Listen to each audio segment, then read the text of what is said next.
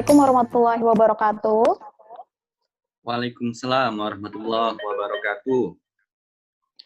Selamat pagi kepada Bapak Ibu para peserta dan juga tidak lupa Bapak Ibu dosen sebagai pemateri pada acara webinar kita hari ini. Apa kabar nih Bapak Rofi? Alhamdulillah sehat Mbak Fitriani. Mbak Dani, apa kabarnya Mbak hari ini? Alhamdulillah baik. Siap ya Mbak? Kita mulai acaranya? Iya, insya Allah. Oke. Selamat pagi Bapak Ibu yang baru hadir. Perkenalkan, nama saya Fitriani. Di sini saya bertugas untuk memoderatori atau membantu menjebatani antara peserta dan juga pemateri nanti selama acara berlangsung ini hingga pukul 11.30. Baik, sebelum kita memulai untuk melanjutkan ke materi inti, saya akan memperkenalkan dua pemateri kita pada hari ini. Yang pertama itu ada Dania Helin Amrina. Di sini beliau sebagai dosen saat ini mengajar di salah satu universitas di Lampung, yaitu UIN Raden Intan, jurusannya ekonomi. Jadi latar belakang beliau ini adalah S1-nya ekonomi dari Universitas Lampung, kemudian S2-nya beliau hijrah mengambil Magister Sains Ilmu Ekonomi. Dan saat ini sudah hampir 2 tahun ya Mbak ya mengajar di UIN Raden Intan Lampung. Nah, beliau ini memiliki banyak pengalaman yang juga sebelum menjadi dosen di UIN Raden Intan Lampung. Seperti misalnya saja pengalaman yang lainnya mengikuti seminar, mengikuti workshop, conference internasional juga, dan lain sebagainya. Nah, kalau pemateri kita yang kedua, ini ada Mas Rofi. Jadi beliau ini latar belakangnya S1 mengambil keuangan Islam ya Mas ya, di betul. UIN Sunan Kalijaga, Yogyakarta. Jadi dari S1 beliau ini sudah di Yogyakarta, kemudian S2-nya melanjutkan manajemen di Magister Sains UGM. Jadi untuk mempersingkat waktu, mungkin karena nanti kita akan ada materi pelatihannya dan diharapkan Bapak Ibu peserta di sini sudah mempunyai atau menginstal aplikasi Evius di laptopnya jika memang ingin mengikuti tahap demi tahap untuk pelatihannya. Nanti juga mungkin barangkali kita akan nge-share data apa yang dipakai. Kita akan share di kolom chat ya, data apa yang akan dipakai oleh pemateri kita untuk pelatihan Evius-nya. Tapi sebelum kita masuk ke pelatihan, alangkah baiknya kalau kita mendengar dulu pengantar dari data-data atau regresi-regresi dari Evius yang akan kita kerjakan nantinya, di mana saya menekankan di sini bahwa pelatihan yang diselenggarakan oleh LUP ini saat ini itu memang ditargetkan untuk mahasiswa S1 dan juga yang akan dibahas lebih kepada panel statis seperti itu. Jadi mungkin yang pertama kita akan membahas tentang pengantar-pengantarnya dulu yang akan dibawakan oleh Mbak Dania. Kepada Mbak Dania bisa dipersilahkan untuk nge-share materinya. Terima kasih. Ya, bismillahirrahmanirrahim. Terima kasih kepada Mbak Fitri selaku moderator. Selamat pagi dan terima kasih kepada teman-teman yang sudah menyempatkan hadir di waktu weekend-nya untuk mengikuti webinar LAP Institute. Assalamualaikum warahmatullahi wabarakatuh. Perkenalkan, nama saya Dania. Nanti saya dan teman saya yaitu Mas Rofi'i akan share sedikit tentang apa sih mengenai panel statis. Seperti yang disebutkan Mbak Fitri tadi, bahwa ini memang tujuan webinar ini untuk mahasiswa S1 yang sedang atau akan mengerjakan karya ilmiah atau skripsi dalam bentuk data panel. Jadi nanti kita mungkin lebih ke pengenalannya, habis itu ke prakteknya nanti ke Mas Rofi'i. Nah, sebelum kita praktek, saya akan menjelaskan sedikit tentang apa itu data panel, terus mengapa kita harus menggunakan data panel, keuntungannya apa aja. Nah, ini saya share screen ya.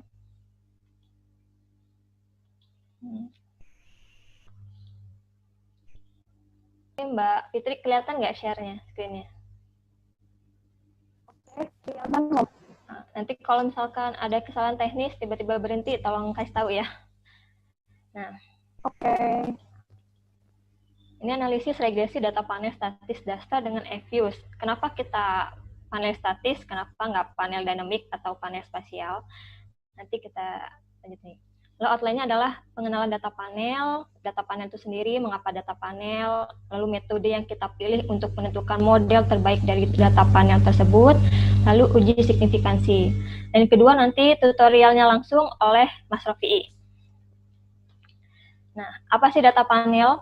Kalau menurut Gujarati dan Porter tahun 2012, panel atau regresi data panel merupakan gabungan antara pendekatan cross-section atau individual dengan time series atau runtun waktu. Jadi misalkan kalau kita sebelumnya mengobservasi data yang beberapa individu dalam satu periode waktu tertentu, maka itu disebut cross-section.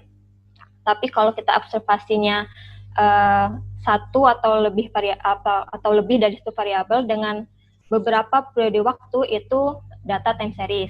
Nah, kalau panel itu adalah gabungan antara pendekatan cross-section dengan time series. Nama lain dari panel itu ada beberapa referensi yang menyebutkan bisa data pool, kombinasi data runtun waktu dan individual, data micropanel, data longitudinal, dan analisis cohort atau analisis kelompok. Ini karena berdasarkan bahwa panel itu memasukkan dimensi individu dan waktu. Nah, jenis panel ada 4 menurut Gujarati juga. Bahwa yang pertama adalah panel seimbang atau balance panel. Ini artinya bahwa setiap masing-masing subjek dalam data tersebut itu memiliki jumlah observasi yang sama, maka disebut balance. Sedangkan kalau yang panel tidak seimbang atau unbalanced panel, itu subjeknya tidak memiliki jumlah observasi yang sama. Jadi mungkin perusahaan A bisa waktunya sekian, tapi perusahaan B waktunya sekian, jadi tidak seimbang. Gitu. Lalu yang ketiga adalah panel pendek atau short panel. Ini jika data yang teman-teman miliki itu cross-section-nya lebih banyak daripada periodenya, artinya N-nya lebih besar daripada T-nya. Sedangkan kalau yang panel panjang atau long panel itu kebalikannya, yaitu periode waktu yang data yang teman-teman miliki itu lebih panjang daripada cross-section-nya. Jadi misalkan hanya ada 5 negara, tetapi periodenya itu 20 tahun. Nah, itu disebut panel panjang. Nah, terus apa sih perbedaan panel statis dengan panel dynamic? Kalau panel statis itu kita mempelajari hubungan antara variabel independen dengan variabel dependennya itu serentak. Artinya kejadian saat ini itu akan mempengaruhi kejadian saat ini juga. Tetapi kalau panel dynamic itu hubungan antara variabel independen dengan variabel dependennya itu tidak serentak. Artinya nanti akan mengalami perubahan sepanjang dari waktu ke waktu. Nah, sekarang kita hanya mempelajari data panel statis. Mengapa data panel? Mengapa kita tidak menggunakan data cross-section atau data time series? Ada beberapa keuntungan jika kita lebih menggunakan data panel. Bukan berarti kalau kita menggunakan data cross-section atau data time series itu tidak boleh atau tidak baik, tergantung tujuan penelitiannya. Tetapi kalau kita menggunakan data panel, ini ada beberapa keuntungan dibandingkan kita menggunakan data cross-section atau data time series. Nah, menurut Verbeek tahun 2004, jika kita menggunakan data panel, itu keuntungannya adalah jumlah observasinya lebih besar. Karena kan data panel kan memasukkan dimensi individu dan dimensi waktu, sehingga nanti kan akan memiliki jumlah observasi yang lebih besar. Nah, jika jumlah observasinya lebih besar, itu mempengaruhi degree of freedom-nya juga akan lebih besar, sehingga nanti kemungkinan data kita nanti akan bisa terdistribusi normal, jadi lebih terdistribusi normal. Nah, yang kedua, para keuntungan menggunakan data panel adalah lebih akurat dibandingkan model lain. Kenapa? Ya karena karena data panel memasukkan dimensi individu dan dimensi waktu. Jadi lebih akurat dibandingkan jika kita hanya memasukkan dimensi waktu saja atau dimensi individu saja. Lalu yang ketiga, mengurangi masalah identifikasi karena dapat mengontrol heterogenitas individunya. Lalu data panel juga memberikan data yang lebih informatif karena tadi kan observasinya banyak, jadi informatifnya juga datanya lebih beragam. Lalu mengurangi kolinialitas antar berubah dan meningkatkan efisiensi karena tadi jumlah observasinya juga lebih besar. Lalu keuntungan lainnya yaitu meminimumkan bias dan lebih cocok dalam mempelajari dinamika perubahan. Kenapa lebih cocok mempelajari dinamika perubahan? Ini dikarenakan data panel, saat kita mengobservasi data panel, itu kita mengobservasi cross-sectionnya itu dalam waktu ke waktu, sehingga kita akan mempelajari dinamika perubahan dari cross-section tersebut. Seperti itu. Nah, setelah kita mempunyai data panel, kita selanjutnya akan menentukan nih, model seperti apakah yang terbaik dari data panel kita yang telah kita miliki. Nah, secara umumnya itu ada 3, yaitu model common effect atau CEM, lalu fixed effect model, dan random effect model. Nah, ini gambaran umumnya, tapi biasanya ada juga yang hanya memasukkan fixed effect dan random saja, atau ada yang 3-3-nya. Nanti kalau kita praktek nanti, kita akan mencoba 3-3-nya, bagaimana mencari model yang terbaik di antara 3 ini. Nah, yang pertama adalah common effect model.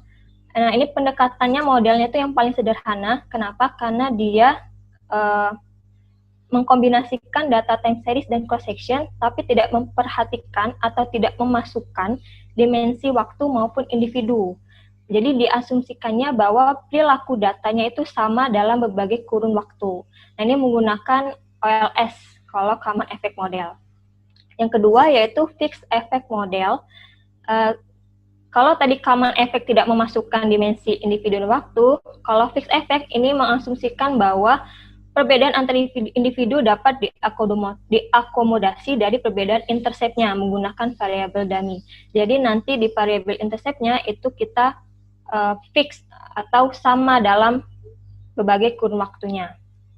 Lalu yang ketiga adalah random effect model, yaitu pendekatan ini memasukkan efek dimensi individu dan waktu. Jadi dua-duanya dimasukkan, namun pendekatan ini mengasumsikan bahwa efek dimensi tersebut terletak pada error dari modelnya.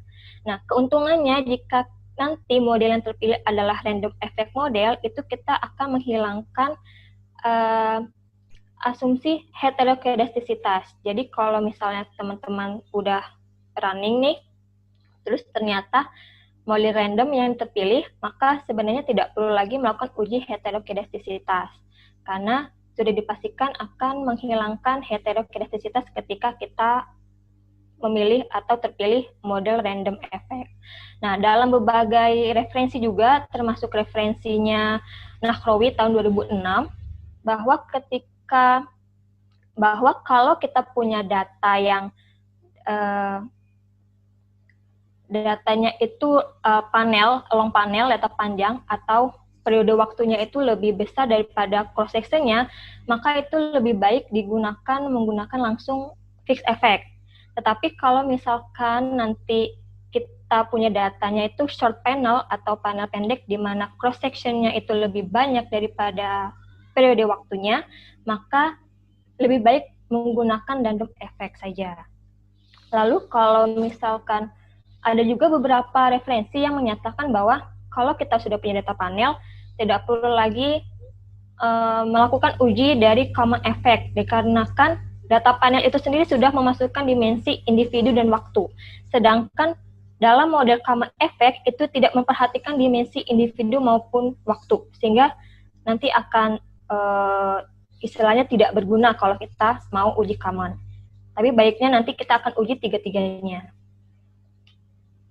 Nah, dari 3 uji tersebut, harus dilakukan uji signifikansi lagi untuk menentukan model mana yang terpilih atau yang terbaik antara common effect, fixed effect, atau random effects. Nah, ada 3 uji signifikansi untuk menguji 3-3-nya. Yang pertama adalah uji Chow. Nah, kalau uji Chow ini untuk menentukan model terbaik hanya antara fixed effect dengan random effect, dengan common effect. Jadi antara FEM dengan CEM. Nah, bagaimana menentukannya? Jadi hipotesisnya adalah H0 dan H1. H0 jika probabilitas lebih besar daripada 0,05, maka yang terpilih adalah common effect. Tapi jika yang probabilitasnya lebih kecil dari 0,05, maka yang terpilih adalah fixed effect. Nah, jika yang terpilih adalah common effect, maka kita lanjutkan ke uji Lagrange multiplier, yaitu uji untuk menentukan model common atau random effect. Nah, hipotesisnya adalah jika probabilitas lebih besar dari 0,05, maka dipilihlah common effect. Namun jika probabilitas lebih kecil dari 0,05, maka yang terpilih adalah random. Jadi ketika yang terpilih uji Chow-nya common, lalu kita langsung ke uji Lagrange multiplier, kita terpilihnya common, maka common yang merupakan model terbaik. Tapi misalkan yang terpilih adalah random, maka random adalah model yang terbaik. Namun jika dalam uji Chow ternyata yang terpilih adalah fixed effect, maka kita lanjut ke uji Hausman, yaitu untuk menentukan model terbaik antara random effects dengan fixed effect. Nah, untuk menentukannya adalah hipotesisnya H0 itu jika probabilitas lebih besar dari 0,05, maka yang terpilih adalah random effect. Namun jika probabilitas lebih kecil dari 0,05, maka yang terpilih adalah fixed effect. Nah, jika dari uji Chow-nya terpilih fixed effect, lalu kita ke uji Hausman terpilih fixed effect, maka model yang terbaik adalah fixed effect. Maka tidak perlu lagi melakukan uji Lagrange multiplier. Tapi jika nanti terpilihnya yang di uji Chow fixed effect, lalu kita uji Hausman ternyata yang terpilih adalah random, maka kita bisa ke uji Lagrange multiplier untuk memilih antara common atau random. Tapi biasanya yang terpilih adalah random, sependek saya menggunakan data panel. Tapi nanti kita coba langsung. Nah, ini adalah uji signifikansi data panel untuk menentukan model terbaik dari data panel kita. Nah, setelah kita melakukan uji signifikansi, sebenarnya uji asumsi klasik ini tidak harus digunakan menurut beberapa referensi. Jadi misalkan kalau yang terpilih adalah fixed effect model, itu kita hanya menguji multikolinialitas dengan heterokedastisitas. Tetapi kalau yang terpilih adalah random effect, itu tidak usah dilakukan uji asumsi klasik. Namun karena baiknya, jika kita mempunyai suatu model, jika kita ingin mengetahui apakah model kita itu bersifat blue atau best linear unbiased, maka kita harus melakukan uji asumsi klasik untuk melihat apakah memang benar model kita itu walaupun sudah terbaik, apa sudah bebas dari asumsi blue tersebut. Nah, itu pengenalan singkatnya. Jadi kenapa pengenalannya singkat? Memang karena kita lebih fokus kepada prakteknya. Jadi kalau nanti saya jelasinnya terlalu apa itu seperti intercept, apa itu koefisien dan lain-lain, nanti kita malah kayak belajar ekonometrika. Dan itu nggak cukup dalam satu kali webinar. Cukupnya itu minimal 14 kali pertemuan dalam 3 SKS. Jadi ini langsung aja kita ke prakteknya. Silakan teman-teman kalau yang punya Fuse bisa dibuka, dan Mbak Fitri bisa sharing datanya di chat.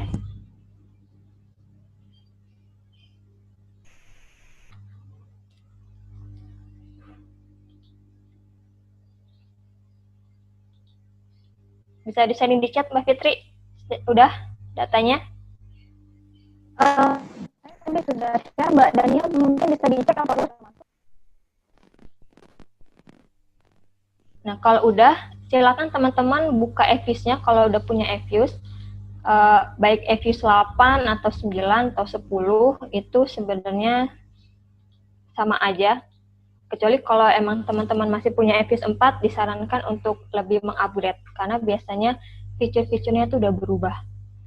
Nah, yang pertama adalah sebelum kita mencoba untuk praktik Fuse, kita harus punya datanya dahulu. Dan karena kita belajar data panel, maka kita harus mempunyai data yang sudah tersusun secara panel. Nah, di sini kita punya data. Kelihatan ya, Mbak Fitri ya, datanya? Kelihatan, Mbak. Nah, ini kita punya data, yaitu cross section-nya berupa perusahaan. Ini perusahaan sektor properti yang terdaftar di Bursa Efek Indonesia. Ini kita ambil datanya dari penelitian Mas Sakti. Nah, ada tiga variabel, yaitu variabel RS ini adalah return saham sebagai variabel dependent.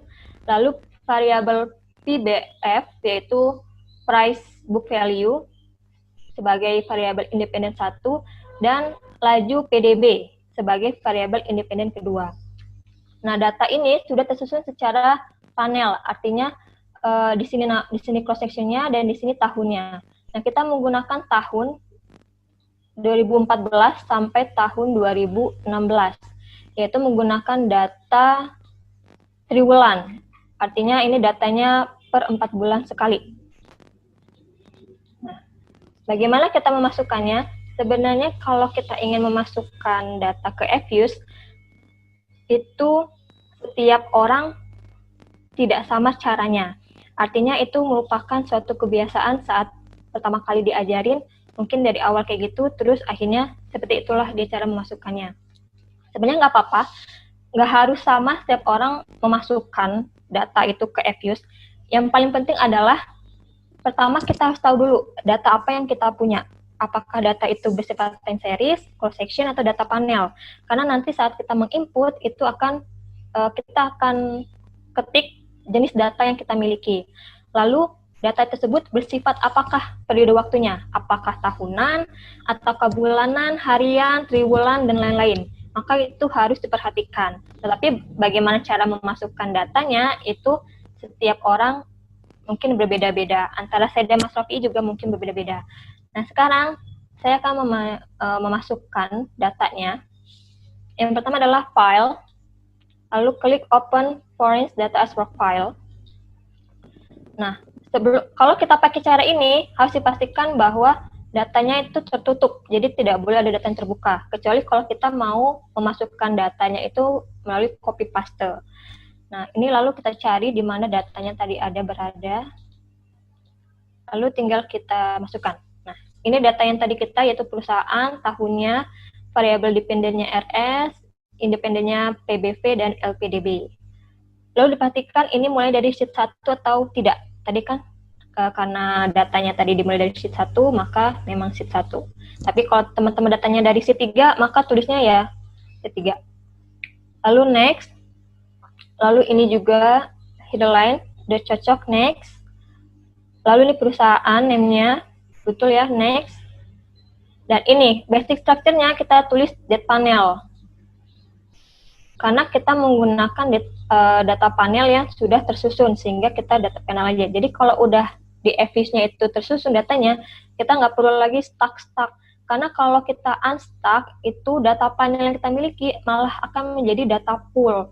Sehingga nanti kadang saat kita melakukan running, itu timbul masalah-masalah teknis, karena datanya itu sudah berubah dari panel ke pool. Gitu. Lalu ini prosesnya perusahaan, date series-nya tahun, dan frekuensinya quarterly, cocok ya. Lalu finish. Nah, kalau sudah kita masukkan, ini namanya work file, itu sudah ada variabel-variabel yang telah kita miliki dari data tersebut. Ini contohnya yang variabel dependent RS, ini kita lihat apakah datanya sudah masuk atau belum. Lalu variabel independennya juga kita lihat.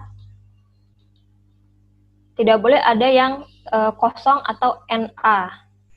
Lalu perusahaannya juga, dan tahunnya juga. Nah, kalau sudah semua terisi, maka artinya kita berhasil memasukkan data panel kita ke Fuse.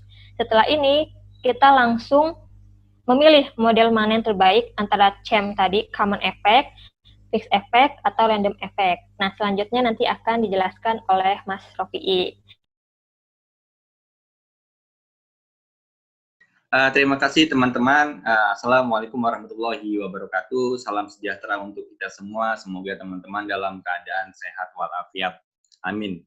Di masa pandemi ini, semoga teman-teman bisa tetap menjaga diri, menjaga keluarga, sehingga tidak terdampak dari adanya virus ini. Gitu ya. Nah, baik.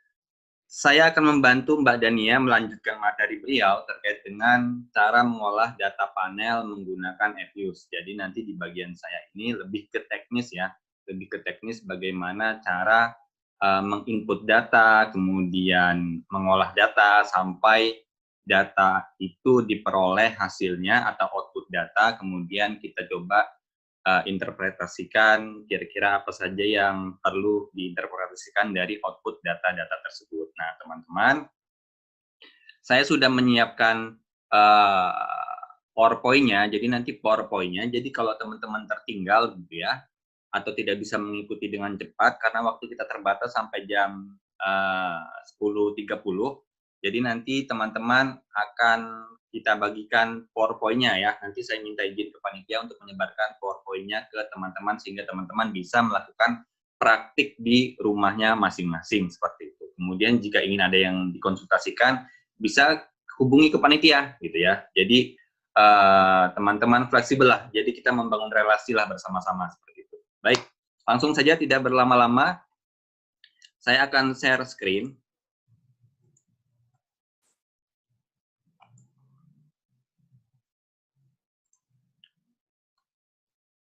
Oke ya.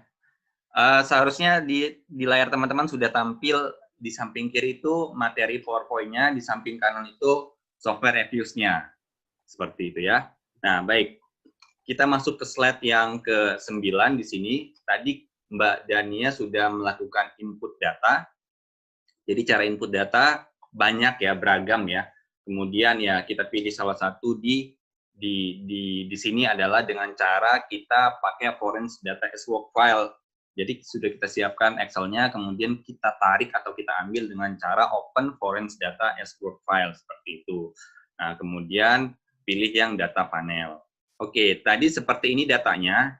Jadi tadi dari Mbak Dania tadi kan ada variabel RS, ini independennya RS, kemudian variabel dependennya RS, variabel independen pertama itu PBV ya, PBV, kemudian variabel independennya yang kedua adalah LPDB. Betul ya, kalau tidak salah ini ya. Nah ini di latihan yang saya ganti saja menjadi RS-nya menjadi Y, sehingga memudahkan, kemudian PBV-nya jadi X1, kemudian LPDB-nya jadi X2 gitu ya. Jadi X1, X2 itu adalah variabel independen pertama dan variabel independen kedua. Y-nya adalah variabel independen. Baik, ini saya hapus dulu. Oke ya. Setelah input data, maka tampilannya adalah seperti ini. Ini adalah tampilan file kerja kita ya teman-teman. Jadi teman-teman yang akan mempersiapkan skripsi, kalau ingin menggunakan data panel, bisa pakai Evius dan bisa belajar dari webinar ini gitu ya. Nah, hasilnya seperti ini. Kemudian setelah kita input data dari Excel ke Evius, dan sudah tampil satu halaman kerja ini, kita lanjutkan proses selanjutnya, yaitu kita masuk ke PowerPoint yang ke slide ke-10. Nah, di sini adalah tahap 2, yaitu tahap estimasi model. Jadi ada 3 model yang ditawarkan oleh Evius terkait dengan data panel, yaitu model Common Effect Model atau CEM, Fixed Effect Model atau FEM, Random Effect Model atau REM. Nanti saya akan lebih banyak menyebutkan singkatan-singkatannya ya. Jadi CEM itu Common Effect Model, kemudian Fixed Effect Model itu FEM, kemudian Random Effect Model itu REM gitu ya. Nah, di sini ada 3 model. Nah, kemudian 3 model ini nanti akan dipilih gitu ya secara statistik, kita operasionalkan dengan Evius, akan terpilih salah satunya yang terbaik untuk data kita, untuk penelitian kita, seperti itu. Caranya adalah langsung saja, di Common Effect Model atau CEM, cara mengestimasinya atau mengeluarkan modelnya adalah, kita klik, ini ya, caranya klik Quick, di sini ada tombol Quick, kemudian pilih Estimate Equation, kemudian kita masukkan di sini variabelnya, variabel Y, gitu ya. Huruf kecil, huruf besar tidak berefek ya, terserah mau menggunakan huruf kecil atau huruf besar. C itu variabel independennya, pastikan variabel dependen, pastikan variabel dependennya ada di paling kiri. Kemudian C itu konstantanya, kemudian X1 dan X2. Setelah itu kita masuk ke data panel, ke panel option di sini ya, masuk ke panel option. Di panel option itu kita cross section-nya kita pastikan berupa non, kemudian periodnya non. Jadi default-nya udah non sama non ini ya. Nah, ini adalah model dari common, kemudian kita klik OK. Nah, ini adalah hasil estimasinya sudah keluar. Jadi, kita tidak bisa langsung menggunakan ini untuk penelitian kita. Jadi, harus melalui proses pemilihan model. Itu nanti pemilihan model. Kita keluarkan dulu ya semua modelnya. Nah, kemudian kita simpan hasilnya dengan cara klik name. Di sini ada tombol name, di sini ada muncul halaman baru, ada objek name. Di sini kita ganti aja namanya jadi model_CEM. Jadi di Evius ini dia tidak bisa membaca spasi, sehingga spasinya alternatif lainnya kita ganti dengan underscore ya. Model_CEM. Berarti ini model common. Kita klik OK. Kemudian maka di sini akan muncul satu file baru, yaitu model CM. Ini file baru yang barusan kita buat. Lakukan hal yang sama, ini kita tutup dulu. Lakukan hal yang sama untuk fixed effect model atau FEM. Nah, caranya adalah sama di sini. Klik quick, kemudian estimate equation. Selanjutnya kita masukkan model yang tadi, Y, C, X1, X2. Kemudian di panel option, lihat di sini ya, panel option, cross-check-nya diganti dengan fix. Ganti dengan fix, kemudian periodnya tetap non, kemudian kita klik OK. Seperti itu. Maka ini adalah hasil dari estimasi fixed effect model. Kemudian kita simpan file ini dengan cara klik name, kemudian muncul halaman baru, kita ganti di sini dengan nama model name, model FEM, fixed effect model. Kita klik OK, kita close yang ini, maka sudah muncul satu file baru model FEM. Kalau kita buka lagi, ini klik 2 kali, maka tetap ini muncul hasilnya ya seperti ini. Kemudian ini kita tutup saja. Selanjutnya adalah masuk ke model yang ketiga, yaitu model random effect model. Nah, caranya adalah pertama kita klik quick, sama ya caranya, kemudian klik estimate equation, kemudian kita masukkan di specification ini, kita masukkan modelnya Y, C, X1, dan X2. Seperti itu. Kemudian di panel option-nya, ini ya, di panel option kita pilih yang random, kita klik panel option, kemudian di cross section-nya itu kita pilih yang random. Setelah itu kita klik OK. Nah, ini adalah hasil estimasi dari model random effect model. Kemudian kita klik name, kemudian kita beri nama model RAM, random effect model. Klik OK. Nah, ini kita tutup saja. Saya besarkan dulu ya, saya besarkan dulu di sini. Jadi ini adalah file kerja kita, gitu ya. Segala sesuatu yang kita produksi di Evius ini akan tersimpan di satu halaman ini, seperti itu ya. Nah, kemudian sudah sampai tahap ini, kita sudah membuat 3 model ya. Model pertama adalah model common, ini dia modelnya, saya buka. Kedua model FEM, ini modelnya. Yang ketiga adalah model RAM, ini modelnya. Ya, ini model CM, model FEM, model RAM. Nah, nanti di penelitian kita akan menentukan model mana yang kira-kira terbaik di penelitian kita, gitu ya. Apakah model CM, apakah model FEM, apakah model RAM. Nah, tapi ini tergantung ke dosen pembimbingnya masing-masing. Apakah ingin ditampilkan semua, apakah ingin dipilih, karena ada beberapa kasus di kampus saya, di kampus S2 saya di UGM, jadi beberapa teman dengan bimbingan dosennya meminta bahwa tampilkan semua modelnya, karena kita ingin melihat seperti itu. Kalau pakai model RAM seperti apa hasilnya, CM seperti apa hasilnya, FEM seperti apa hasilnya, seperti itu. Tapi kita tetap harus tunjukkan juga sebenarnya yang terbaik, yang terpilih itu apa, gitu. Nah, sekarang kita akan melakukan pemilihan model tersebut, apakah RAM, CM, atau FEM yang terbaik. Oke, ini saya tutup terlebih dahulu ya. Saya tutup. Nah, tinggal satu halaman kerja ini.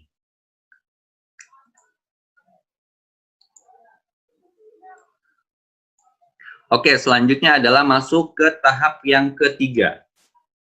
Tahap ketiga ada di slide 11. Tahap 3, memilih model. Apakah CM terbaik, ataukah frame yang terbaik, ataukah rem yang terbaik. Caranya adalah kita harus melalui 3 tahap ujian ini, yaitu uji Chow, uji Houseman, uji Lagrange multiplier. Nah, yang uji Chow ini untuk menguji apakah CM atau frame yang terbaik. Nah, kemudian untuk nomor 2 atau pengujian nomor 2, yaitu pengujian Houseman, itu untuk memilih apakah frame yang terbaik atau rem yang terbaik. Kemudian uji yang ketiga, yaitu uji Lagrange multiplier, untuk memilih apakah CM yang terbaik atau rem yang terbaik. Bagaimana cara memilihnya? Nanti ada ketentuannya. Jadi dari hasil outputnya nanti, berapa angka probabilitasnya, dari situlah kita bisa menentukan secara statistik, oh ternyata model yang terbaik di penelitian kita itu adalah FEM atau REM atau CM, seperti itu. Nah, oke, berarti langsung kita praktekkan ya. Kita uji Chow dulu. Sebelum kita praktek, ada hal yang teman-teman harus perhatikan. Di sini ada catatan ya. Saya sudah meletakkan catatan di masing-masing pengujian. Ini catatan, gitu ya. Nah, kita bahas dulu catatannya. Jika di uji Chow ini ternyata terpilih CEM atau Common Effect Model, maka pengujian selanjutnya adalah langsung ke pengujian uji Lagrange multiplier yang ini, gitu ya. Kalau di uji Chow ini terpilih CM, maka langsung masuk ke uji Lagrange multiplier untuk memilih CM atau rem yang terbaik. Jadi di sini adalah endingnya. Apapun nanti hasilnya di sini, apakah rem yang terbaik atau CM yang terbaik, itulah model yang kita gunakan di skripsi kita nanti, seperti itu. Nah, kemudian jika di uji Chow ini FEM yang terbaik, ternyata FEM yang terbaik, maka harus diuji lanjut, yaitu uji Houseman. Uji Houseman itu ini yang kedua nih. Nah, uji Houseman ini karena FEM yang terpilih, maka diuji lagi. Apakah FEM yang terbaik atau rem yang terbaik, seperti itu ya.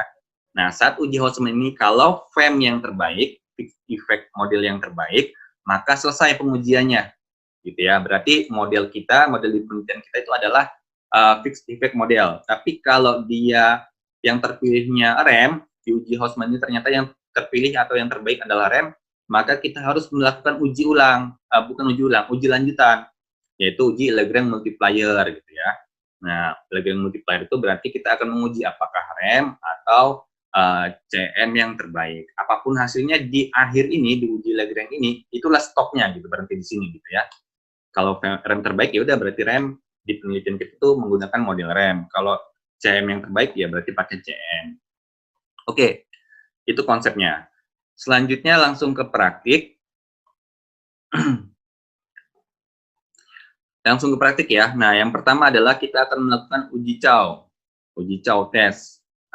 Nah, di sini kita memilih CM versus FEM. Nah, caranya adalah buka model FEM. Tadi kan kita sudah membuat model. Nah, ini adalah modelnya, model FEM, model underscore FEM. Kita buka ini. Nah, jadi kalau untuk Chow ini, pakai yang dibuka adalah model FEM. Kalau untuk Houseman, yang dibuka adalah model rem. Kemudian uji Lagrange multiplier pakai model CM. Ya, lanjut ke uji Chow. Kita buka model FEM, klik model FEM. Selanjutnya yang harus kita lakukan adalah kita klik view. Di sini ya, klik view.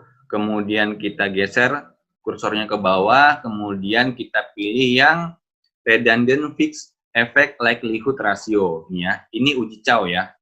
Redundant fixed effect likelihood ratio. Kita klik. Kemudian ini sudah muncul hasilnya. Dan nanti kita lihat ya. Nah, ini kita simpan dulu. Ini kita simpan dulu dengan cara klik freeze ya. Kita klik freeze. Ini cara simpannya di sini. Sudah saya catat di sini. Klik freeze. Kemudian kita klik name. Kita kasih nama uji Chow. Nah, uji Chow. Nah, tips bagi teman-teman, kalau saya biasanya saat uji Chow, saya langsung kasih tanda, misalkan di uji Chow itu yang terpilih apa. Nah, kalau di sini uji Chow-nya yang terpilih itu adalah CM. Kenapa CM? Karena kalau kita lihat nilai cross section chi-square-nya itu sebesar 0,61 ya. Nilai probabilitas dari cross section chi-square-nya sebesar 0,61. Nah, ini lebih besar dari 0,05 sehingga menerima CM. Jadi ini saya kasih namanya uji Chow. Hasilnya apa? Hasilnya CEM. Gitu. Biar kita ingat saja nanti. Klik OK gitu ya. Kemudian ini hasilnya. Nah, sekarang kita lihat keputusannya ya. Sudah saya jelaskan singkat tadi, ini keputusannya. Jika nilai probabilitas chi-square-nya di bawah 0,05, nah maka yang diterima adalah FEM. Tapi kalau di atas 0,05, maka yang diterima adalah CEM. Kita lihat di sini. Di sini nilai probabilitas cross section chi-square-nya sebesar 0,6175. Ini berada di atas 0,05, berarti yang diterima adalah CM, gitu ya. Karena yang diterima adalah CM, maka kita lihat catatannya. Jika CM terpilih atau diterima, maka dilanjutkan dengan uji Lagrange multiplier, berarti langsung ke sini, gitu ya. Kita tutup dulu. Ini kita tutup saja, kemudian ini juga kita tutup saja, gitu ya. Ini tadi sudah ada hasilnya, uji Chow-nya, kita memilih CM. Nah, di data ini berarti kita langsung ke uji Lagrange multiplier gitu ya. Oke, saya praktekkan dulu aja. Uji Lagrange multiplier. Caranya adalah buka model CEM gitu ya. Jadi kita akan memilih nih. Jadi kan tadi CEM sama FEM kalah gitu kan. Tinggal CEM nih. Nah, CEM akan diuji dengan REM. Nah, mana yang terbaik? Apakah REM atau CEM? Gitu ya. Di sini prosesnya. Kita buka model CEM. Di sini model CEM atau Common Effect Model. Ini sudah terbuka. Selanjutnya kita klik View. Selanjutnya kita geser kursornya ke bawah. Di sini ada Fix Random Effect Testing. Kita pilih yang ini, Omitted Random Effect Lagrange Multiplier. Kita klik ini, gitu ya. Ini sesuai yang ada di sini. Kemudian ini sudah keluar hasil dari uji LM atau Lagrange Multiplier-nya. Kemudian kita simpan dulu saja ya. Kita simpan. Kita klik Freeze. Ya, kita klik freeze, muncul satu halaman lagi. Kemudian kita klik name. Sini kita beri nama uji LM, Lagrange multiplier ini ya. Nah, hasilnya apa? Hasilnya itu di sini, bentar. Nah, ini ya, hasilnya kita lihat di sini. Jadi di sini ada Bruce Pagan, kemudian di sini ada nilai nilai bots-nya ini 0,000. Jadi nilai ini 0,00 ini berarti di bawah 0,05. Nah, kita cek keputusannya. Jika nilai bootnya di bawah 0,05 maka menerima REM. Tapi kalau di atas 0,05 maka menerima CM. Nah, di sini hasilnya di bawah 0,05 berarti dia menerima REM. Jadi model terbaik dalam kasus data yang kita praktekkan ini adalah model REM. Jadi nanti kalau data ini sebagai data penelitian, data skripsi kita, maka model inilah yang akan kita gunakan di penelitian kita atau di skripsi kita, yaitu model REM, Random Effect Model. Oke, di sini kita beri nama dulu uji LM. Jadi uji LM hasilnya REM, Random Effect Model. Klik OK. Nah, sudah tersimpan ya. Ini sudah tersimpan, nambah lagi satu uji LM REM. Nah, kemudian yang halaman ini kita tutup saja, halaman ini kita tutup saja, ya. Jadi di lembar kerja kita sekarang sudah muncul tambahan 2 file, yaitu hasil uji Chow, yang terpilih adalah CM, kemudian uji LM, yang terpilih adalah REM. Nah, ini kasus yang di data kita ya, di data penelitian kita ini. Nah, kemudian bagaimana kalau yang terpilih adalah model FEM saat uji Chow? Nah, jadi saat uji Chow yang terpilih adalah model FEM. Nah, maka harus dilakukan uji Hausman, gitu ya. Uji Hausman. Nah, saya praktekkan ya. Saya praktekkan saja biar teman-teman nanti bisa paham caranya kalau mau uji Hausman. Nah, kalau uji Hausman, kita buka model RAM. Ya, model RAM yang kita buka. Model RAM itu yang mana? Yang ini ya. Model RAM kita buka. Setelah kita membuka model RAM, kemudian kita lakukan hal yang sama. Klik View, kemudian pilih Fix Random Effect Testing, kemudian kita pilih yang Correlated Random Effect Hostman Test gitu ya. Hostman Test nya ada tulisan Hostman-nya, uji Hostman. Tinggal kita klik, maka muncul hasilnya gitu ya. Maka muncul hasilnya. Nah, tadi kan kita simulasi misalkan kalau cow-nya itu yang terpilih FEM ya, Fixed Effect Random, kemudian dilanjut dengan uji Hostman. Nah, jika di uji Hostman-nya nilai probabilitasnya di bawah 0,05, ini kan di atas 0,05 ya, baik misalkan saja di bawah 0,05 ini ya. Nah, maka dia sudah berhenti di uji Hostman, berarti yang terpilih adalah model FEM gitu ya. Nih, FEM terpilih jika nilai cross section, probabilitas cross section T-square-nya di bawah 0,5 gitu. Semoga bisa dipahami ya. Kemudian ini kita simpan saja ya. Kita simpan saja, caranya kita freeze, kemudian klik name. Di sini kita tulis uji Hostman yang terpilih tadi, karena ini dia tidak signifikan atau dia di atas 0,05. Nah, ini di atas 0,05, maka yang terpilih adalah RAM. Klik OK. Kita tutup. Nah, itu ya, yang barusan tadi itu saya hanya mengajarkan saja gimana caranya menguji Hostman seperti itu. Oke, balik ke data asli yang kita gunakan dalam webinar ini. Nah, data asli kita tadi kan saat uji cow terpilih CM, model CM yang terbaik, common effect model yang terbaik. Kemudian jika common effect yang terbaik, maka harus diuji Lagrange multiplier. Nah, di Lagrange multiplier ternyata yang terpilih adalah random effect model. Nah, jadi ya sudah, berarti di penelitian kita yang kita jadikan model di penelitian kita adalah random effect model, gitu ya. Jadi yang kita interpretasikan nanti random effect model. Nah, ini sudah selesai, pemilihan model sudah selesai, sudah terpilih satu model, yaitu model random effect model, gitu ya. Nah, selanjutnya adalah kita lakukan interpretasi terhadap model yang terpilih. Kita masuk ke slide ke-12.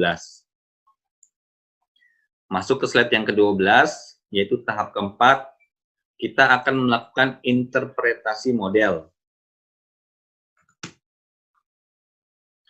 Oke, jadi di sini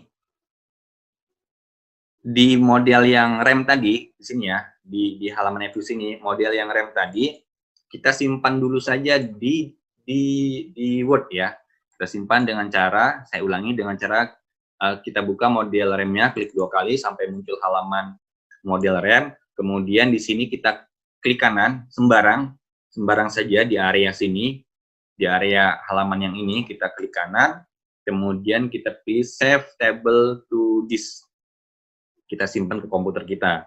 Nah, kemudian ini caranya ya, sudah saya taruh di sini caranya. Kemudian klik browser ya.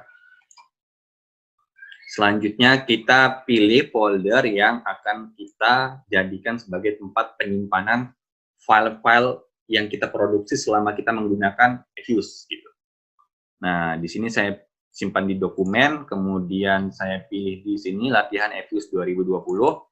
Kemudian sudah kita tuju foldernya, selanjutnya kita beri nama, misalkan namanya adalah random effect model dalam kurung RAM ya. Kemudian jangan lupa save as, tipenya kita ganti dengan RTF, rich text format. Kita klik di sini, kemudian kita klik save. Oke, kita klik save, maka di folder tadi itu sudah tersimpan tuh satu file Word random effect model. Kemudian sampai di sini kita jangan lupa klik OK nih ya. Kita klik OK. Kalau kita tidak klik OK maka tidak tersimpan nanti. Kita klik OK. Nah, sekarang kita buka foldernya ya. Kita lihat ya, kita buktikan apakah dia tersimpan atau tidak. Nah, oke, ini sudah tersimpan ya. Nih, random effect model RAM dalam bentuk Word ya. Nah, sekarang ini kita buka Word-nya.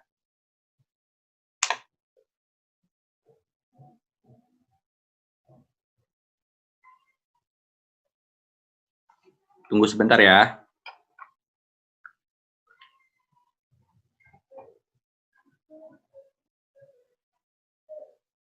Oke. Ini adalah hasil estimasi model yang random effect model. Dan inilah yang kita gunakan nanti di skripsi kita gitu ya. Nah, di sini tinggal kita klik kanan, kemudian kita copy di PPT. Kenapa harus di copy di PPT ya? Ini karena saya ingin mempresentasikan saja ke teman-teman dalam bentuk PPT ya, gitu. Jadi kalau teman-teman mengerjakan skripsi ya kerjakan di Word-nya seperti itu. Nah, tabel tadi sudah saya kopikan di sini. Saya perbesar terlebih dahulu layar PPT-nya. Oke. Oke ya. Tabel tadi saya copy paste di sini dan inilah jadinya ya. Ini sudah saya masukkan sebelum pelatihan, jadi agar lebih mempersingkat waktu. Nah, selanjutnya adalah ada 3 hal yang biasa umum diinterpretasikan dari hasil estimasi model yang terpilih. Yang pertama adalah uji signifikansi simultan, ya. Yang kedua adalah koefisien determinasi. Yang ketiga adalah uji signifikansi parsial atau individu. Nah, yang uji signifikansi simultan ini dia ingin melihat pengaruh. Jadi kasusnya dalam penelitian kita ini adalah uji pengaruh ya, uji regresi. Nah, jadi uji simultan ini itu dia ingin melihat pengaruh semua variabel independen kalau digabung itu apa pengaruhnya terhadap variabel dependen. Jadi apa pengaruhnya variabel X1 digabung dengan X2 terhadap variabel Y seperti itu. Nah, uji signifikansi simultan ini kita lihat dari angka probabilitas F statistiknya. Nah, di sini dia 0,00 angkanya. Nah, jadi nilai probabilitas F statistik sebesar 0,00 ini ya, 0,00 itu dari sini. Didapat dari sini, itu lebih kecil dari 0,05. Ini nilai alfanya kita pakai standar yang 0,05. Jadi teman-teman nanti tentukan nilai nilai alfanya di deskripsi teman-teman. Nah, yang umum digunakan adalah 0,05. Gitu. Ada yang pakai 1%, ada yang pakai 5%, ada yang pakai 10% seperti itu. Jadi kita ingin melihat arafnya nanti. Nah, yang kita jadikan contoh di sini adalah nilai alfanya kita gunakan 0,05%. Biasanya deskripsi pakainya 0,05% sih. Gitu. Tapi tergantung dosen pembimbingnya teman-teman. Gitu ya. Jadi dia di bawah 0,05 nilai probabilitas F statistiknya sehingga variabel X1 dan X2 itu secara bersama-sama. Di sini kata kuncinya secara bersama-sama atau simultan berpengaruh terhadap Y. Gitu ya. Nah, selanjutnya kita akan melihat nilai koefisien determinasi. Nah, nilai atau angka yang dilihat adalah dari adjusted R-square. Gitu ya, ini. Adjusted R-square. Angkanya 0,2333951. Ya, kita simpelin 0,23 lah ya. Kita simpelin 0,23 atau 0,234. Ya, 0,23 saja. Nilai adjusted R-square sebesar 0,3 ya. 0,3 itu berarti 23%. Nah, maksudnya apa sih? Jadi nilai ini mengandung arti bahwa variasi Y itu variabel dependen itu dapat dijelaskan oleh variabel yang kita pilih dalam penelitian kita, yaitu variabel X1 dan X2 sebesar 23%. Jadi dari 100%, 23% itu X1, X2 itu dapat menjelaskan variasi Y. Nah, sisanya dari 100 dikurangi 75, dari 100 dikurangi 23, jadi 77 ya. Jadi sebesar 77% sisanya itu dijelaskan oleh variabel di luar model kita. Jadi gini, jadi simpelnya gini. Jadi teman-teman, sebenarnya nggak hanya X1, X2 loh yang dapat mempengaruhi Y. Mungkin ada X3, X4, X5, dan seterusnya, itu juga dia mempengaruhi Y gitu. Tapi itu tidak kita masukkan ke dalam penelitian kita. Yang kita masukkan hanya X1, X2 gitu. Jadi X1, X2 itu cuma 23% dapat mempengaruhinya gitu. Sisanya itu ya mungkin ada variabel lain yang tidak kita masukkan ke dalam model kita.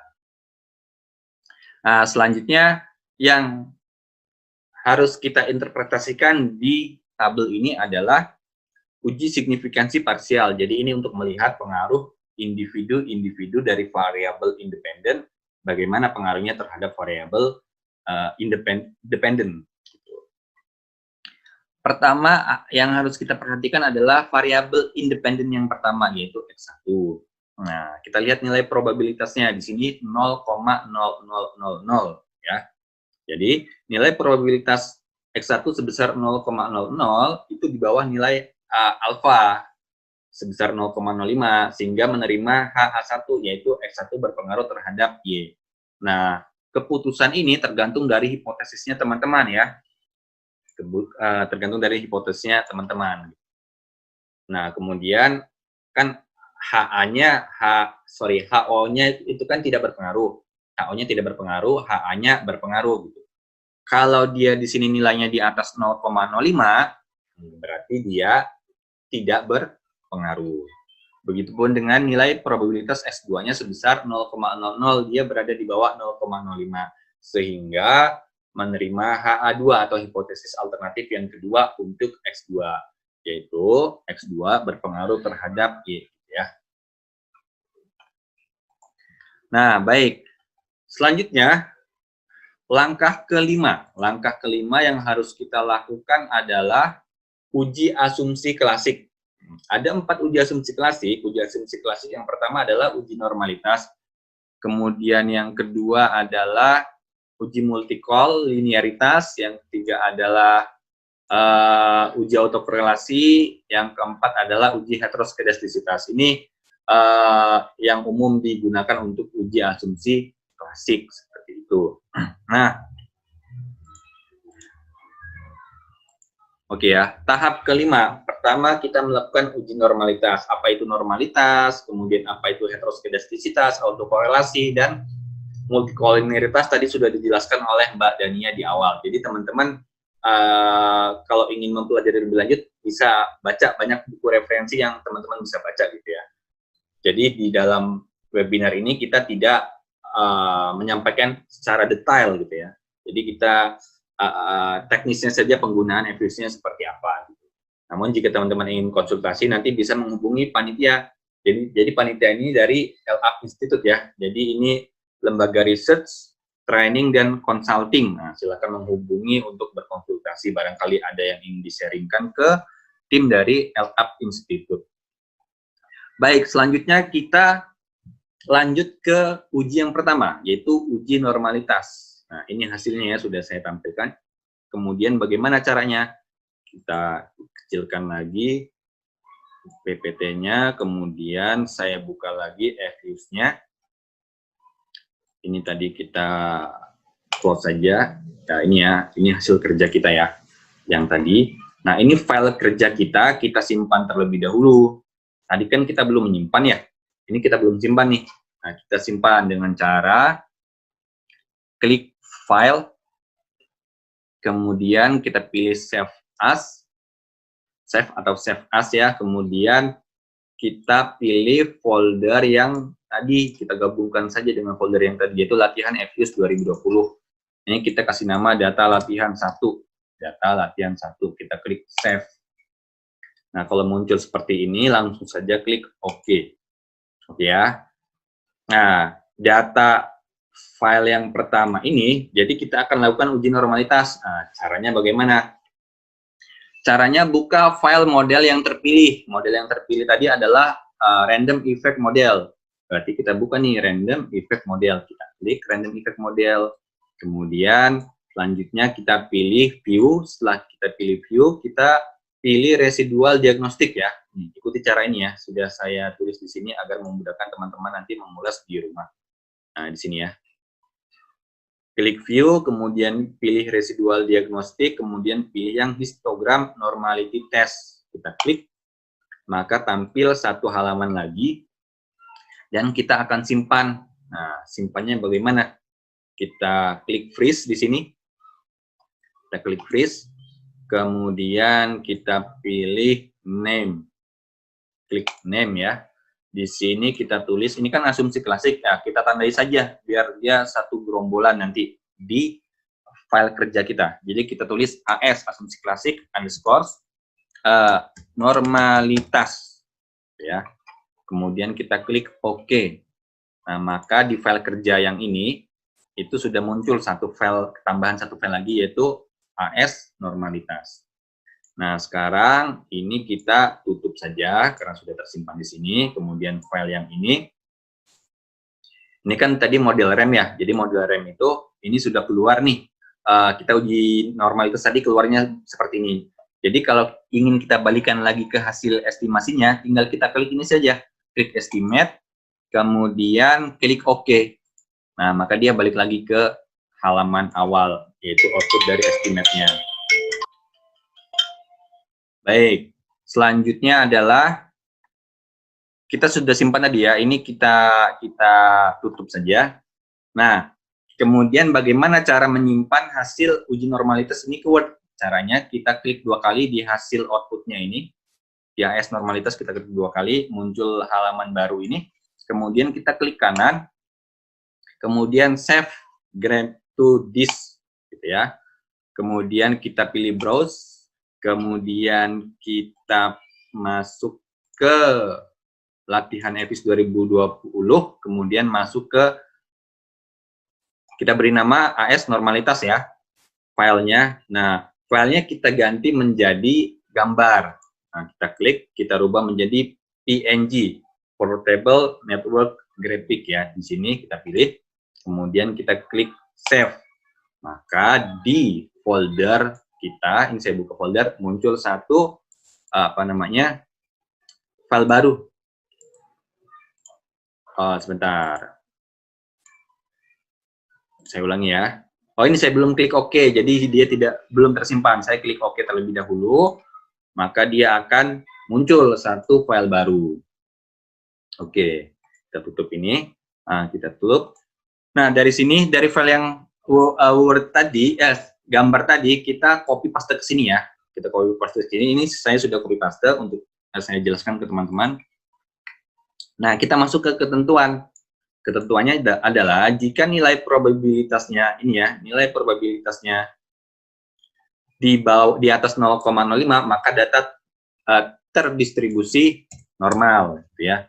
Jadi yang kita harapkan adalah datanya terdistribusi normal, sehingga dengan demikian yang kita harapkan adalah nilai probabilitasnya di atas 0,05 atau tidak signifikan. Itu yang kita harapkan. Nah, ternyata data kita sesuai dengan yang kita harapkan, yaitu datanya terdistribusi normal atau nilai probabilitasnya di atas 0,05. Nah, interpretasinya jadi berdasarkan gambar di atas, nilai probabilitas besarnya 0,78 atau 0,79 lah ya. Di sini saya tulis 0,78. Di atas 0,05 maka data terdistribusi normal, ya, data terdistribusi normal. Jadi nanti yang teman-teman harus salin di Word skripsi teman-teman adalah ya pertama ini tabelnya, setelah tabel atau gambarnya, kemudian teman-teman lakukan interpretasi di bawahnya. Jadi dari hasil uji normalitas itu apa hasilnya gitu ya, datanya normal atau tidak normal. Nah, oke, lanjut ke tahap selanjutnya, yaitu uji asumsi klasik yang kedua, yaitu uji multikolinearitas. Apa itu multikolinialitas sudah dijelaskan oleh Mbak Dania di awal tadi. Nah, saya akan mempraktekkan cara melakukan uji normalitas. Multikolinialitas. Caranya di sini kita klik quick, di sini klik quick, kemudian kita pilih grup statistik, kemudian pilih correlation ya. Kita pilih correlation, kemudian kita masukkan di sini variabel independen saja. X1, X2. Variabel independen saja karena multicol ini kita ingin melihat korelasi atau hubungan antara variabel independen satu dengan variabel independen yang lain gitu ya. Kita sudah masukkan variabelnya X1, X2, kita klik OK, maka inilah hasil dari uji multikoliniaritas di penelitian kita. Kemudian kita freeze ya. Kita freeze, kita simpan dulu, kita freeze. Kemudian ini hasil freeze-nya.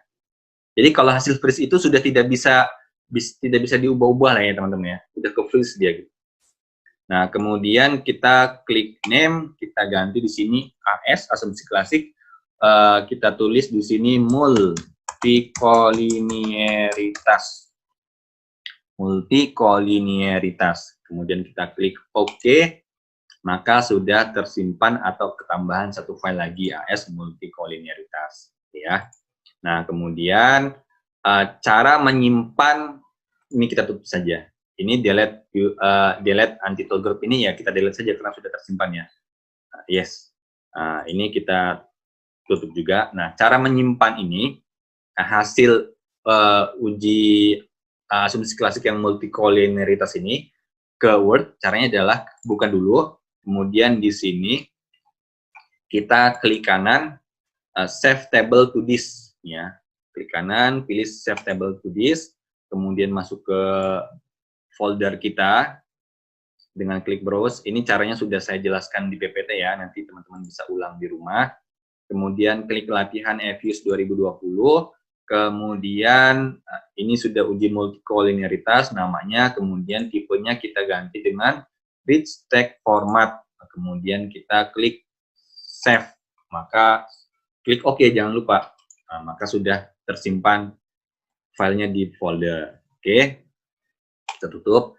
Jadi ini kita sudah mengerjakan, saya review sebentar. Jadi dari awal tadi kita sudah input data, setelah kita input data, kemudian kita mengeluarkan, melakukan estimasi terhadap 3 model, gitu ya, memunculkan 3 model ini, yaitu CM, FEM, REM. Nah, sudah muncul, nanti selanjutnya kita pilih, gitu ya, kita pilih mana yang terbaik. Ternyata yang terbaik adalah REM. Cara memilihnya bagaimana? Tadi caranya uji Chow, uji Hausman, uji LM. Nah, ternyata dari proses tersebut terpilih REM. Jadi REM itu yang kita gunakan sebagai model di penelitian kita. Nah, setelah terpilih model, dilanjutkan dengan uji asumsi klasik. Nah, uji asumsi klasiknya tadi yang sudah kita lakukan adalah uji normalitas dan uji multikoliniaritas. Ya. Oke, sekarang saya akan menjelaskan uji multikoliniaritas. Nah, ini adalah hasil uji multikoliniaritas. Jadi, kita lihat nilai korelasinya, nilai korelasi antara X1 kemudian dengan X2. Nah, nilai korelasinya adalah minus 0,000994. Nah, jadi biasanya keumuman standar yang dipakai adalah jika nilai korelasinya di bawah 0,9, maka dia dianggap tidak berkorelasi, ya. Kalau masih di bawah 0,9, dia tidak berkorelasi. Ada juga yang menggunakan standar 0,85. Jadi kalau di bawah 0,085 tidak berkorelasi, di atas itu maka berkorelasi. Nah, hasil dari penelitian kita ini tidak terjadi korelasi. Jadi kesimpulannya adalah tidak terjadi masalah autokorelasi di penelitian kita. Gitu ya. Yang kita harapkan adalah tidak terjadi masalah autokorelasi. Nah, harapan kita ternyata terjawab oleh pengolahan data ini. Gitu ya. Nah, selanjutnya selesai, lanjut ke tahap berikutnya, yaitu uji heteroskedastisitas dan uji autokorelasi. Kita masuk ke slide yang ke-15. Kita klik slide yang ke-15. save as terlebih dahulu file FUs di folder komputer. Nah, tadi sudah kita lakukan ya, save as ya. Klik file, save as yang tadi, kemudian pilih foldernya, kemudian klik save. Itu sudah kita lakukan tadi. Nah, selanjutnya ini ada catatan teman-teman. Untuk uji autokorelasi dan heteroskedastisitas, siapkan data baru, dan data baru itu maksudnya data yang Excel tadi, kita input lagi dari awal, kemudian kita pilih yang unstructured garis miring undet pada awal inputnya. Ya, caranya adalah ini kita minimize dulu aja. Ini satu file ya, satu file kerja kita minimize, maka dia akan tersimpan di bawah ini. Kalau mau kita buka, tinggal klik ini, terbuka, kita tutup lagi. Nah, kemudian kita akan input file yang sama dari Excel, kemudian kita pilih yang unstructured. Nah, caranya gimana? Langsung aja pilih file, kemudian klik open, kemudian pilih foreign data as Word file, kemudian kita masuk ke latihan FUs 2020, masuk ke folder tempat kita menyimpan Excel-nya ya. Nah, ini ya, data latihan. Kemudian kita klik open. Setelah kita klik open, maka kita langsung klik next. Ya, ikuti langkah yang di sini saja, biar teman-teman tidak bingung. Kemudian next, kemudian di sini di basic structure-nya ini kita pilih yang unstructured garis miring undet ya. Kemudian kita klik finish. Kalau muncul seperti ini, maka klik no saja. Maka kita sudah mendapatkan satu file kerja baru untuk menguji autokorelasi dan heteroskedastisitas. Nah, lanjut ya. Lanjut, kita akan membuat estimasinya terlebih dahulu. Caranya adalah klik view, kemudian, bukan klik view. Cara mengestimasinya adalah sama kayak awal tadi, klik quick, kemudian estimate equation, masukkan variabel dependent-nya dulu, yaitu Y, kemudian C, X1, X2. C ini konstantannya ya. Nah, selanjutnya adalah klik OK. Maka muncul satu estimasi baru. Nah, kemudian kita save. Save-nya dengan cara apa? Klik name saja. Klik name. Kemudian di sini default-nya muncul nama EQ01 atau equation 1. Nah, langsung saja kita klik OK. Ini ya. Nah, sudah saya jelaskan di sini prosesnya. Nah, kemudian kita tutup saja. Kita tutup karena kita sudah tersimpan di sini ya. Oke. Nah, sudah kita dapatkan satu file kerja baru yang siap untuk kita lakukan uji autokorelasi dan uji heteroskedastisitas. Maka kita lanjut ke proses ke-16, yaitu uji autokorelasi dengan cara buka file EQ1, kita buka filenya. Sudah terbuka, kemudian kita klik view.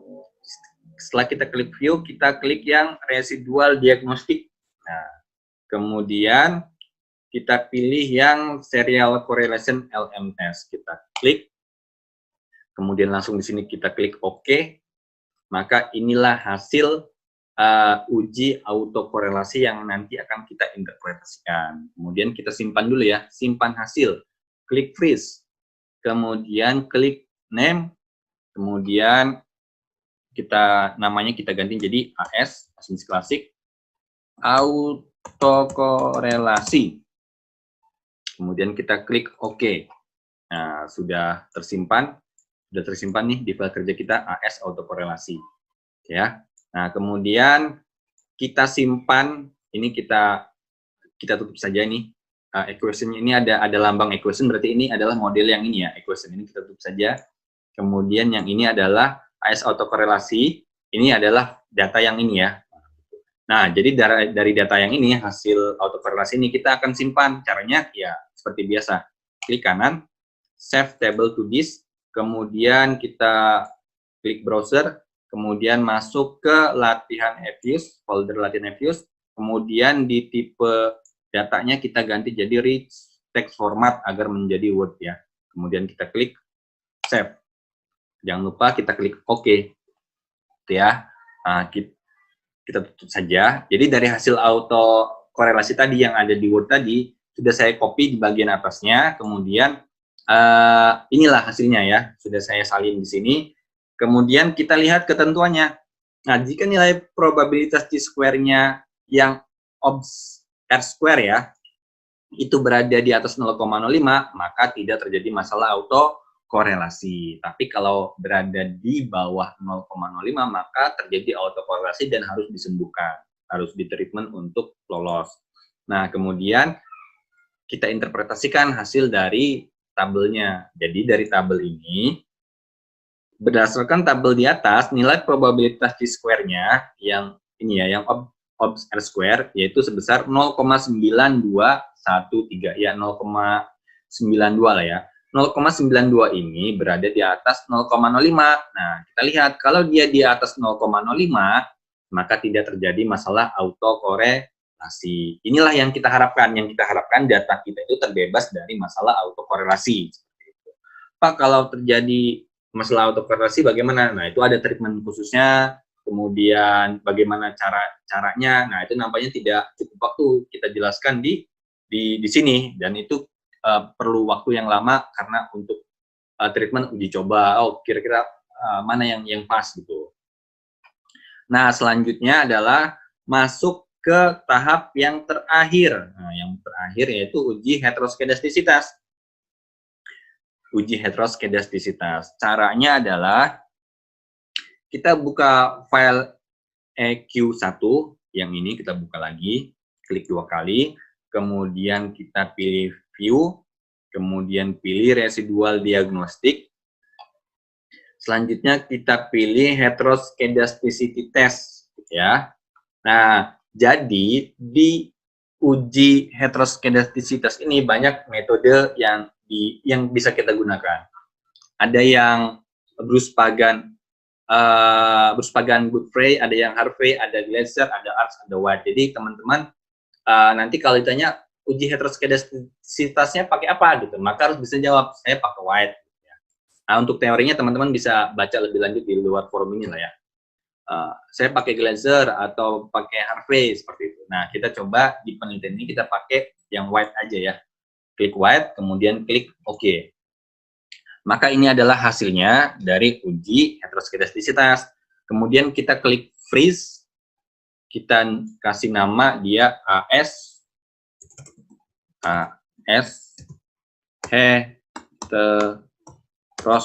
heteroskedastisitas.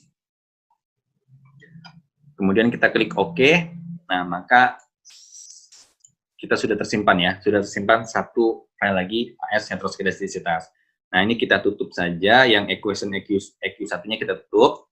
Nah, ini adalah hasil heteroskedastisitasnya. Ini yang akan kita simpan ke Word, klik kanan, kemudian save to disk. Kemudian kita masuk ke browse kita, kemudian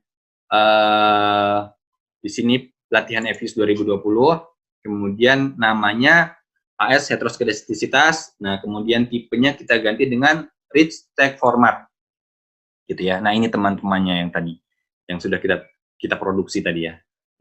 Kemudian kita klik save. Kemudian klik OK. Maka file ini, tabel ini sudah tersimpan di Word gitu ya. Nah, saya tidak perlu mengulangi, jadi di file Word itu kita buka, kemudian saya copy di sini, dan inilah hasil kopiannya ya. Yang ini ya. Oke. Biar lebih cepat. Kemudian di sini juga ada ketentuannya. Ketentuannya, jika nilai probabilitas T-square yang obs R-square ini di atas 0,05, maka tidak terjadi masalah heteroskedastisitas. Tapi kalau berada di bawah 0,05, berarti dia terjadi masalah heteroskedastisitas. Nah, kemudian interpretasinya. Apa sih interpretasi dari hasil uji heteroskedastisitas? Interpretasinya adalah berdasarkan tabel di atas, nilai probabilitas T-square sebesar ini 0,9923 atau 0,99 ya. Sebesar 0,99, dia berada di atas 0,05, maka tidak terjadi masalah heteroskedastisitas. Jadi dalam penelitian ini data kita itu terbebas dari masalah heteroskedastisitas. Itulah yang kita harapkan di uji heteroskedastisitas ini, tidak terjadi masalah heteroskedastisitas, gitu ya.